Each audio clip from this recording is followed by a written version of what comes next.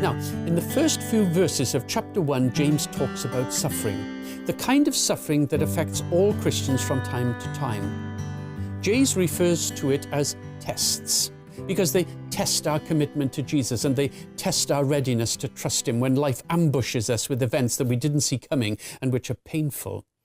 Suffering is part of life. It doesn't sidestep the Christian. It's part of the package of life in a world that has been harmed by sin. And life in the first century didn't last long, and it was often nasty. And this is still a tough world, and it affects most of us from time to time, and often we don't know why. It's simply life. And sometimes to ask why is a most unhelpful question, because there's no answer this side of the grave. But James does offer some practical advice as to how we can live with it. And most importantly, he focuses on the fact that God is committed to be with us during those difficult times that test us.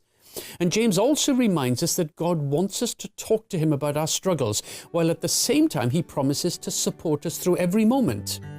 And I hope that these studies will be helpful to you, especially as we explore the heart of God towards us during those painful times in our lives.